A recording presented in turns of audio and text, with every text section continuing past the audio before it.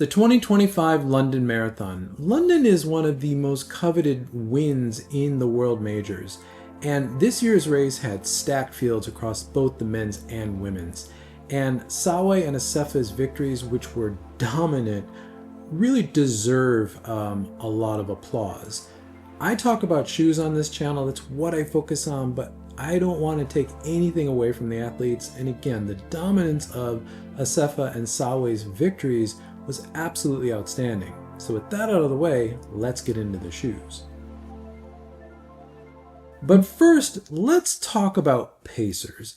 I've talked about on this channel that I don't really like watching marathons that have pacers because I think it takes something away from the racecraft in the race. Yes, you get fast times, but yeah, the races tend to look very processional. But I noticed the pacers in this year's London Marathon much more than I have in the past.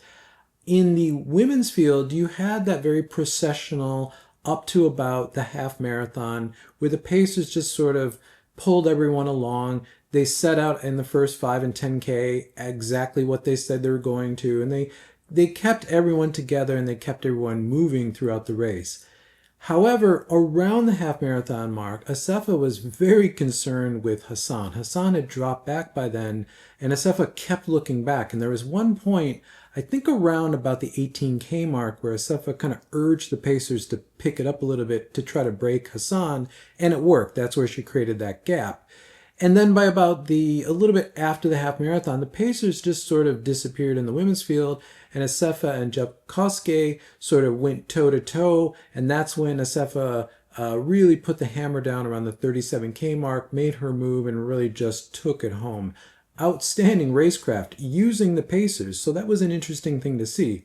Over on the men's field, the pacers really from the beginning seemed kind of outclassed by the field, and that's not a slam on the pacers. That just says how good the field was. The first 5K, they went out saying at the pace that they said they were going to and everyone agreed to. 10K was about the same.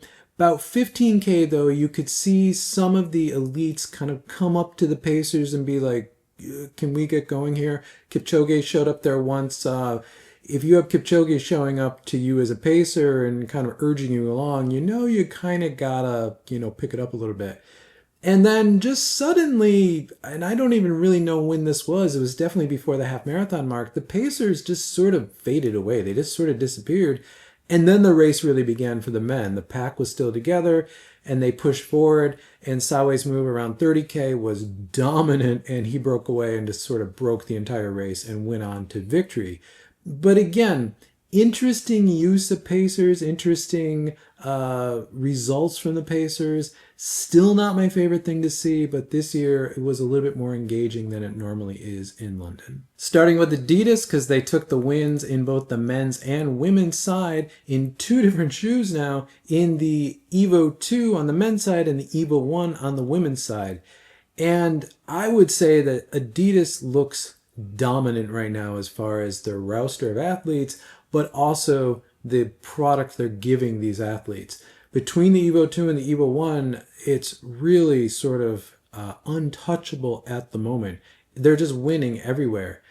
One little insight, though, that I noticed that I had not seen before is with the Evo 2.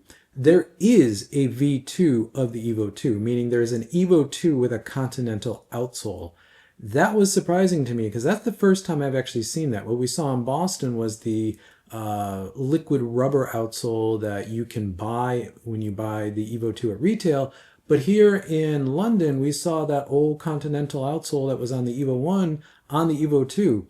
And that's really kind of fascinating to me because I think Adidas has really the best outsole with their new light traction CPU outsole. It's lighter, it's grippier, it's got better feel, even with the little piece of Continental rubber they put under the toe, which was really there mostly for the elites to be comfortable with the new outsole material.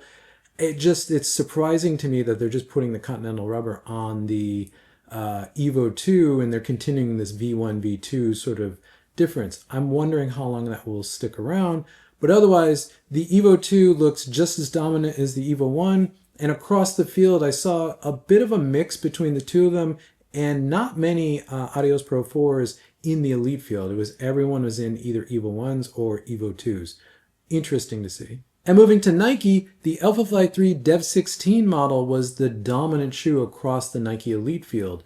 Most all of the Nike Elites of consequence in the Alphafly 3 were in the Dev 16E model, which is they're playing with the midsole or something in there. It has a different outsole, so you can see that it's a different shoe. The ones that were in the proto colorway in the photos, they were in the Dev 16E model, generally speaking. Except for Kiplimo. He was in just a stock pair of Alphafly 3 Volts, the launch colorway essentially. And he got second place in the men's field. Interesting to see that, with all the hype around Kiplimo and in his, marathon debut here, that he was in the Volt, just standard, and everyone else was in the Dev 16E model. And it was also interesting to see that there were so many Dev 16E models because back in Boston, it was really only Conor Mantz in them. So interesting to see that Nike's playing with that, and I'm wondering where the development that's going, because at this point, all of that development's going to the Alphafly 4. Talking about Asics real quick, it was interesting to see that Jepkosgei was actually running in a stock pair of Metaspeed Sky Parises, as you can see here from her flat lay that she posted on her Instagram the night before the race. Interesting to see that. And actually across the Asics runners that I did see, and there weren't many in the London Marathon, most of them were in the Sky Paris or the Paris series in general. There weren't many of the new development Metaspeed 4s out there on the course. Interesting.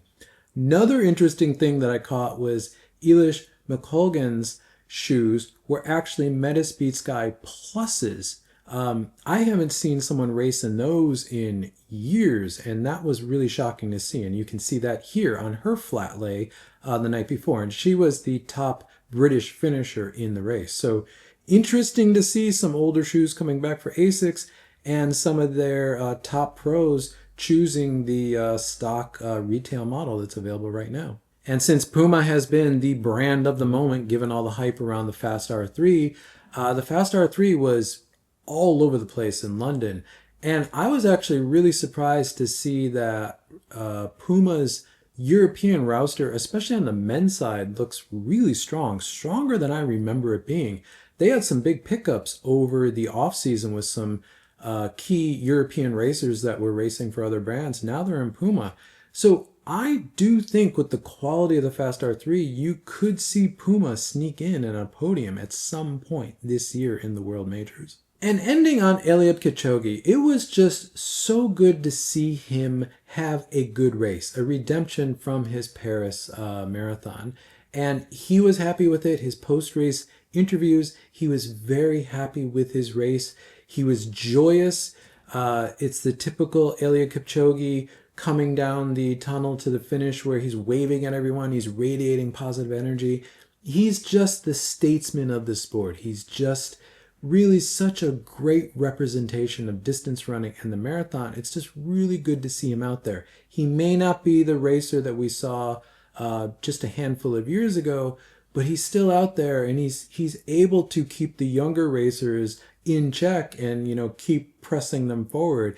And he also pointed it out. So it was really good to see him sort of mentoring some of the younger athletes throughout the weekend in the press interviews. And it was just great to see him out there again, being the class act he has always been.